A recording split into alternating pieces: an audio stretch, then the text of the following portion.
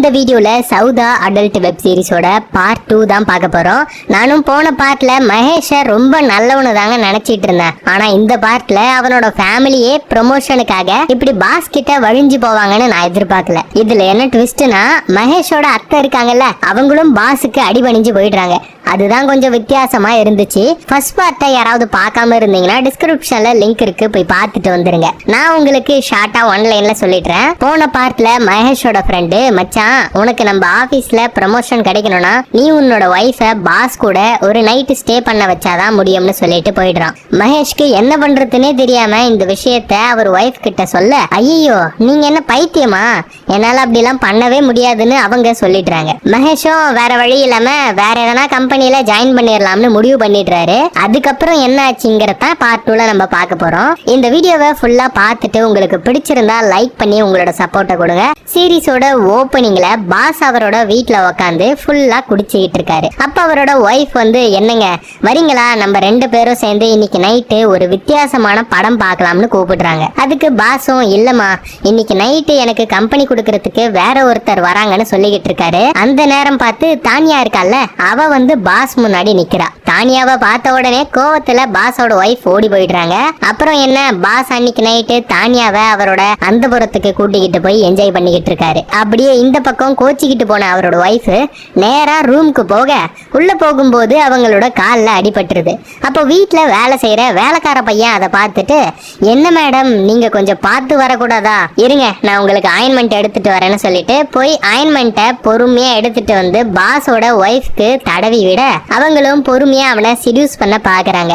உடனே அந்த பையன், சரி மேடம் எனக்கு டைம் ஆச்சு, நான் போயிட்டு நாளைக்கு வரேன்னு சொல்ல, டீனு அதுக்குள்ள எங்க போற, எனக்கு கொஞ்சம் முதுகு வலிக்கிற மாதிரி இருக்கு, மசாஜ் பண்ணி விட்டினா நல்லா இருக்கும்னு சொல்லிட்டு குப்புறப்படுத்திக்கிட்டு காட்டுறாங்க. அந்த பையனும் அவங்களுக்கு மசாஜ் பண்றன்ற பேர்ல ரெண்டு பேரும் அன்னைக்கு நைட்டு என்ஜாய் பண்ணிக்கிட்டு இருக்காங்க. இப்படியே நைட்டு ஃபுல்லா ஒரே கூத்தா நடந்துகிட்டு இருக்கு. அடுத்த நாள் ஹீரோ ஆபீஸ்க்கு கிளம்பிட்டு இருக்காரு.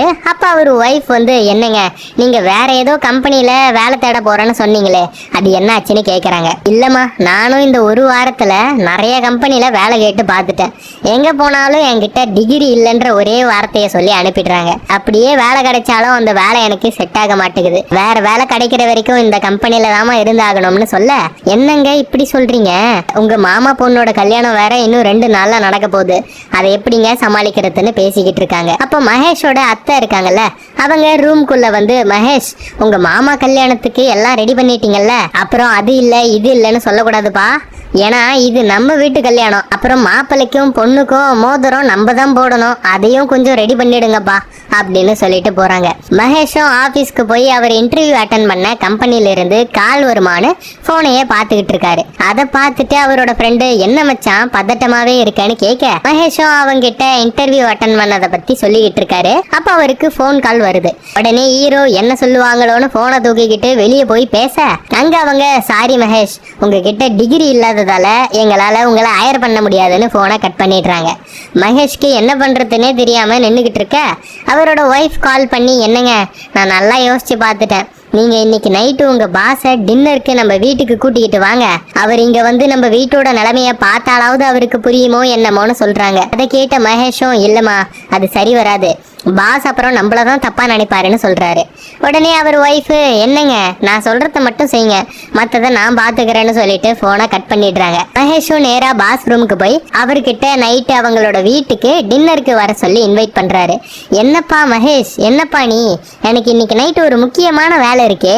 சரி மகேஷ், எப்பவும் கூப்பிடாத நீ கூப்பிட்டுருக்க, அப்பனா ஏதோ ஸ்பெஷல் இருக்குன்னு எனக்கு புரியுது, ஸோ இன்னைக்கு நைட்டு நான் உன் வீட்டுக்கு வரேன்னு சொல்லிட்டு அனுப்புறாரு. அதுக்கப்புறம் அன்னைக்கு ஈவினிங் பாஸ் அவர் வீட்டுக்கு போய் பார்த்தா அந்த வேலைக்கார பையன் இருக்கான்ல, அவன் பாஸோட ஒய்ஃப்க்கு காலமைக்கு விட்டுக்கிட்டு இருக்கான். பாஸ் உள்ள வந்த உடனே அவன் பயந்து போக, டேய் டீனு நீ எதுக்குடா இவனை பார்த்தெல்லாம் பயப்படுற, இவனே ஒரு டம்மி பீஸ்னு சொல்லி பாஸோட ஒய்ஃப் அவர் கண்ணு முன்னாடியே அந்த பையனை கட்டி பிடிச்சி கிஸ் அடிக்க, பயங்கர கோபத்துல எதுவுமே பேசாம பாஸ் ரூமுக்கு போயிடுறாரு. அப்புறம் அந்த ஒய்ஃபும் அந்த வேலைக்கார பையனும் என்ஜாய் பண்ணிக்கிட்டு இருக்காங்க. கொஞ்ச நேரம் கழிச்சு எல்லாத்தையும் முடிச்சிட்டு பாஸோட ஒய்ஃப் சிகரெட் பிடிச்சிக்கிட்டே உக்காந்துகிட்டு இருக்காங்க. பாஸும் மகேஷோட டின்னர் பார்ட்டிக்கு ரெடி ஆகி வெளியே வந்து அவர் அவர் ஒய்ஃபை பார்த்துக்கிட்டு முறைச்சிக்கிட்டே கிளம்பி போயிடுறாரு. அன்னைக்கு நைட்டு பாஸ்க்காக மகேஷோட ஒய்ஃப் பல வகையான டிஷ்ஷஸ் ரெடி பண்ணி வச்சிருக்காங்க. அதை பார்த்த உடனே பாஸும் எதுக்குமா இவ்வளோ ஃபுட்டை ரெடி பண்ணி வச்சிருக்கீங்கன்னு கேட்க, சார் நீங்க இன்னைக்கு தான் எங்க வீட்டுக்கு ஃபர்ஸ்ட் டைம் வந்திருக்கீங்க, உங்களுக்கு இல்லாமையா சாப்பிடுங்கன்னு மகேஷோட அத்தை சொல்ல, அட நீங்க வேற, மகேஷ் தான் எங்க ஆபீஸ்ல பெஸ்ட் எம்ப்ளாயி, அவரோட வீட்டுக்கு வரது எனக்கு ஹாப்பின்னு பேசிக்கிட்டு எல்லாரும் சாப்பிட ஆரம்பிக்கிறாங்க.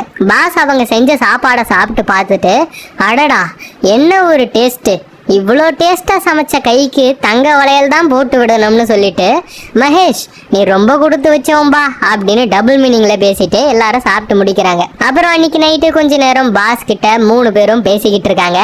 அப்போ அத்தை வந்து எனக்கு தூக்கம் வர மாதிரி இருக்கு சார், நான் போய் மருந்து சாப்பிட்டுட்டு தூங்குறேன்னு சொல்லிட்டு கிளம்புறாங்க. கூடவே மகேஷும் கிளம்பி, அத்தை இருங்க நான் வந்து உங்களுக்கு மருந்து எடுத்து தரேன்னு சொல்லிட்டு அவங்க கூடவே கிளம்பி போயிடுறாரு. இனிமேல் தான் முக்கியமான கட்டம், ஸோ வெயிட் பண்ணி பாருங்க. அப்போ மகேஷோட ஒய்ஃப் பாஸ் கிட்ட, சார் நான் உங்ககிட்ட கொஞ்சம் தனியா பேசணும், என் கூட கொஞ்சம் வரீங்களான்னு சொல்லி அவங்களோட ரூம்க்கு கூட்டிகிட்டு போறாங்க. அங்க போனதும், சார் எங்க வீட்டோட ஃபினான்ஷியல் சுச்சுவேஷன் ரொம்ப மோசமா இருக்கு, அது இல்லாம மகேஷ்க்கு நீங்க ப்ரமோஷனும் தர மாட்டீங்க, அவரும் 2 வருஷமா ஒரே சேலரி தான் வாங்கிட்டு இருக்காரு, ஸோ எங்க நிலைமைய கொஞ்சம் புரிஞ்சுக்கிட்டு ஹெல்ப் பண்ணீங்கன்னா நல்லா இருக்கும்னு கேட்குறாங்க. அட என்னம்மா நீ, நான் தான் மகேஷ் கிட்ட ஆல்ரெடி சொல்லிட்டேனே. ஓ இப்போ அவன் உன்னை விட்டு ப்ரமோஷன் வாங்க பாக்குறானா? இங்க பாருமா, எங்க கம்பெனில ப்ரமோட் ஆகணும்னா அதுக்குன்னு சில ரூல்ஸ் அண்ட் ரெகுலேஷன்ஸ் எல்லாம் இருக்கு, அதுபடிதான் நாங்க ப்ரமோட்டே பண்ணுவோம்னு சொல்லிக்கிட்டு இருக்காரு. உடனே மகேஷ் ஒய்ஃபும் அதை கேட்டுட்டு மனசை தேத்திக்கிட்டு நடந்து போய் ரூம் கதவை லாக் பண்ணிட்டு வந்து பாஸ் முன்னாடி நிர்கதியா நிக்கிறாங்க. அப்புறம் பாஸ் அவங்க கிட்ட தப்பா நடந்துக்கிறாரு. இது எல்லாமே தெரிஞ்சும் மகேஷ் அமைதியா பக்கத்து ரூம்ல உக்காந்துகிட்டு இருக்காரு. அப்ப பாஸ் எல்லாத்தையும் முடிச்சிட்டு வீட்டுக்கு கிளம்பி போறாரு. அப்ப ரூம்ல அலங்கோலமா தூங்கிட்டு இருந்த அத்தையோட கோலத்தை பார்த்துட்டு பாஸ் அவங்க மேலேயும் கண்ணு வச்சிடுறாரு. அடுத்த நாள் பாஸ் மகேஷ அவரோட ஆபீஸ்க்கு வர வச்சு ப்ரமோஷன் லெட்டரு, போனஸ் செக்குன்னு எல்லாத்தையும் கொடுத்து, நேத்து தான்ப்பா மகேஷ் உன்னோட ஒர்க் எனக்கு சின்சியரா தெரிஞ்சது, அப்புறம் மகேஷ் எனக்கு நீ இவ்வளோ பண்ணதால நான் உனக்கு ஒரு ஆஃபர் வச்சிருக்கேன்பா, அதை மட்டும் நீ எனக்காக பண்ணிட்டேன்னு வச்சுக்கோ, உனக்கு இந்த மாசம் 3 மடங்கு போனஸ் கொடுக்குறேன்னு சொல்லி ஒரு கன்றாவியான விஷயத்த சொல்லி அனுப்புறாரு. அதை கேட்ட மகேஷும் போனஸ் வரப்போகுதுன்னு சந்தோஷப்படுறதா இல்ல பாஸோட கேவலமான ஆசையை நினைச்சு வருத்தப்படுறதான்னு தெரியாம வீட்டுக்கு போய் கிச்சன்ல இருந்த அவர் ஒய்ஃப் கிட்ட ப்ரமோஷன் கிடைச்சத சந்தோஷமா சொல்லிக்கிட்டு இருக்காரு.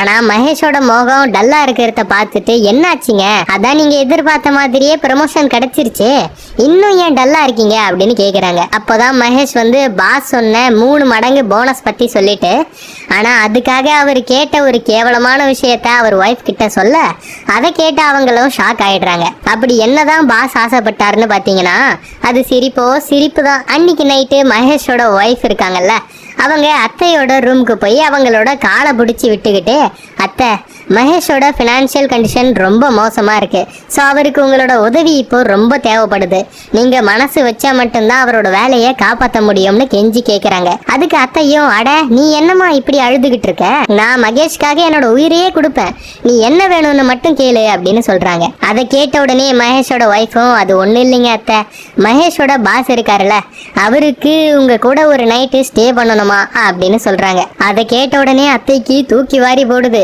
என்னம்மா இப்படி சொல்ற அப்படின்னு கேக்குறாங்க. உடனே மகேஷோட ஒய்ஃபும், நீங்க நல்லா யோசிச்சு பார்த்துட்டு உங்களோட முடிவை சொல்லுங்க அப்படின்னு சொல்லிட்டு அவங்க கிளம்பி போயிடுறாங்க. அத்தையும் ஃபுல்லா திங்க் பண்ணி பார்த்துட்டு அடுத்த நாள் பாஸோட வீட்டுக்கு மனசை தேத்திக்கிட்டு போறாங்க. கூடவே மகேஷோட ஒய்ஃபும் போறாங்க.